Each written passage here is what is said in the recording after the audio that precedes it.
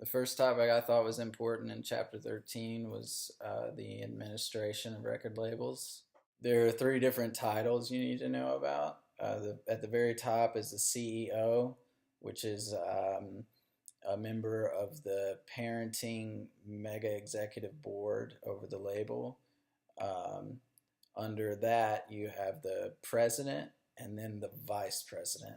The CEO's main job is to report earnings and strategic management decisions to the rest of the board.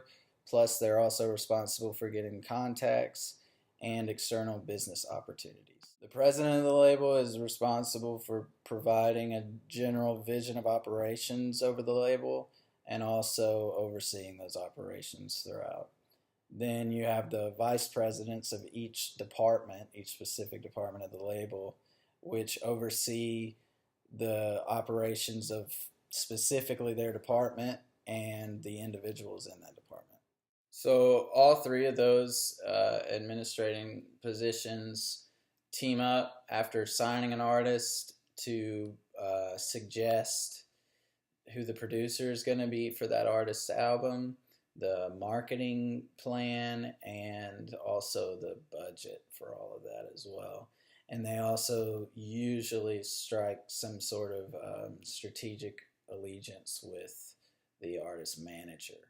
The next important topic covered in Chapter 13 is the traditional business model that record labels tend to use. There's 5 steps.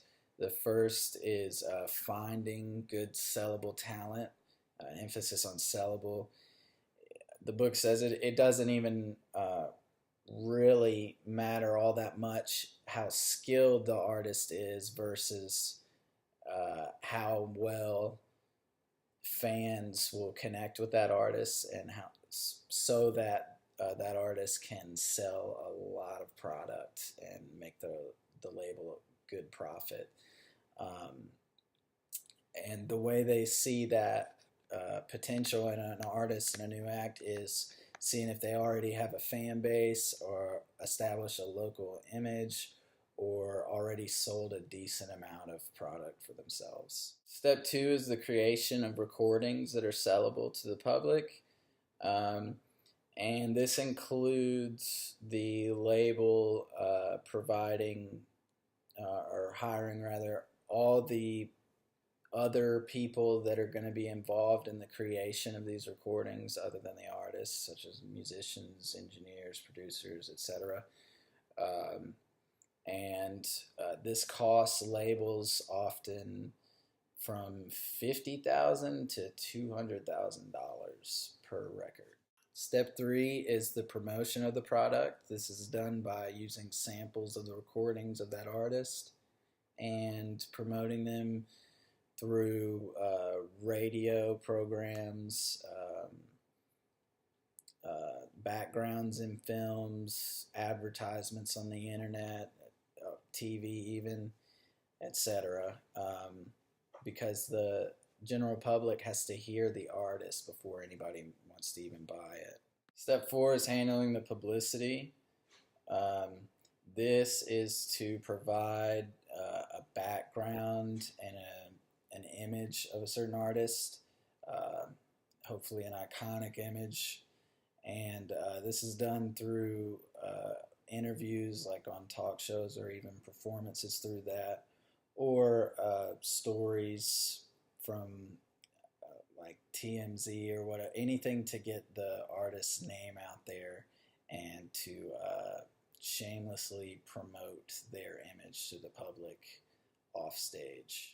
The 5th and final step is the distribution, which is the delivery of the product to the marketplace so that the general public can now buy the album. So the next important thing I got from the chapter was the 7 different departments of a record label.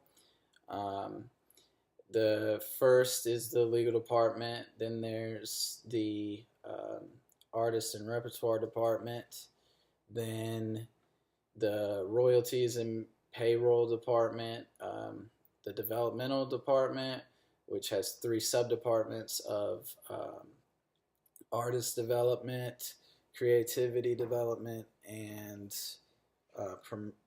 product development. Then there's the Department of Promotion, the Publicity Department, and the Marketing and Sales Department.